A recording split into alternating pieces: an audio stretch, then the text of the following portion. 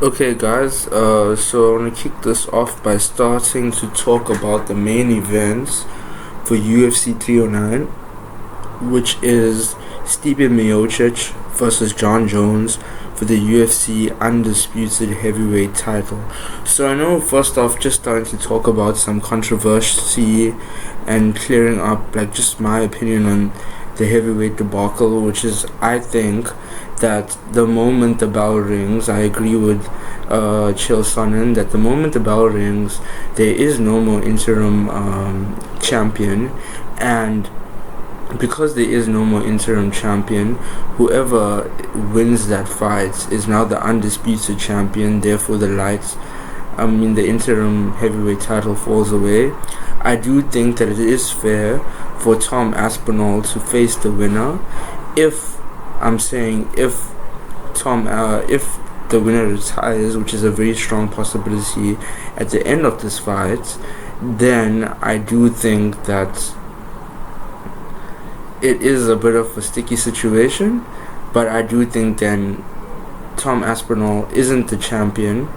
I think that the championship will then have to be put on the line again, and Tom Aspinall will definitely have to be in that fight though. I know it sounds like a weird kind of a debacle, but I do think this does make Tom Aspinall the number one contender in that situation. I think it was the UFC's fuck up for basically not saying that this fight between Stipe and John would be for the interim title, and then if they did not retire, they would fight Tom Aspinall for the undisputed title. I think that's what should have happened, but that isn't what happened. So basically, to cut it down again, I just think that Tom Aspinall is the interim champion. This fight is for the undisputed title. The moment the bell rings, there is no more interim champion. I think that whoever wins, if these people retire, then there needs to be a new undisputed title fight. I think that Tom Aspinall would then be the number one contender versus whoever, maybe a Derek Lewis or maybe a Cyril Gane, right, or whoever, and then I'm saying if they choose not to retire, then the fight can only be Tom Aspinall. So I said how it should have been, I said how it is, and now I'm saying what will play out.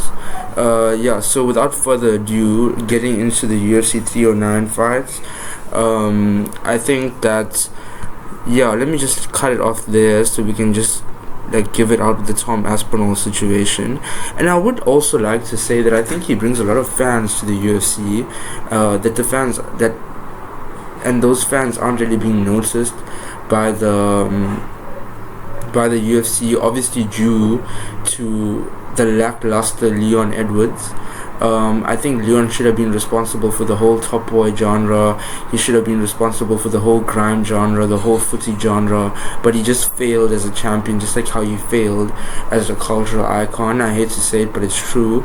You come to me because I'm going to tell you the truth. I think Tom Aspinall is going to bring the rugby hooligans. I think he's going to bring the club hooligans, and I think he's going to bring the football hooligans. I also think that with some help, he will be able to bring the grime heads, which the UFC is after. Tom Aspinall is also a cheeky bugger, guys. He says some controversial things. He is a shady as shit character, So I think he's a really good addition to the UFC. I think the UFC don't use him well enough, and I do want to do my best and my part to promote him and showcase him to the UFC. So this is why I'm leaving this part here out for Tom Aspinall especially. Face no